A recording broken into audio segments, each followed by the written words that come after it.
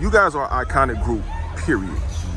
What part did Def Jam play in as far as you guys' success or rise to success and height to be able to get the messages out that you all wanted to disseminate to the audiences? Well, Def Jam started with Rick. Rick signed us. Rick had a partnership with Russell, who was really the guy who started the Rush Production Management in 1980 with Curtis Blow.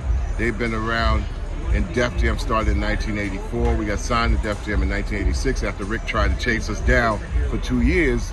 But more importantly, what Def Jam planned and was set out to do alongside with Rush is the organizing, like almost like sports. So when we came in, they were already big, you know, from a record company and from a management standpoint. So they would play in the arenas just like the rock guys.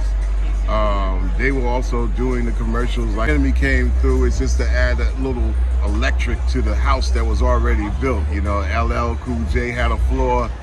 Def Jam, Run DMC helped build it. The Beastie Boys will pull us in, and we was on their first tour. So when Public Enemey came down, it was like, what can we add here? We can add something that was never put here before, and that's like soul, heart, a little bit of electricity, integrity, and we remember that because we signed with Def Jam at first, but then we went over to Rush as management. Yeah, so we went over to management. Yo! I'm sorry. What's up, family? What's up, family? Those are Onyx spots. Oh yeah, you got to get that right. But yeah.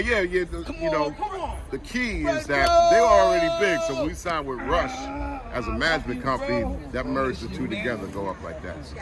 Let me ask you, you guys have always had a message in what you were saying. When you think about Do the Right Thing, we think about y'all. Y'all pretty much, even though y'all weren't in the movie, but y'all carried that movie. I'm coming. Y'all both carried that movie. Well, every time we hear the song, we think about the movie. What was that like, just being able to record that kind of the soundtrack to it? It was mutual because Spike was already doing his thing. He was a Renaissance man. So when Spike brought Public Enemey along, it was a perfect fit. We had to step up on our end to what he already was doing. So that was a tremendous lift to us as it was to what he already planned out. So a lot of these things, bro, they happen from great collaborations. You never do it alone.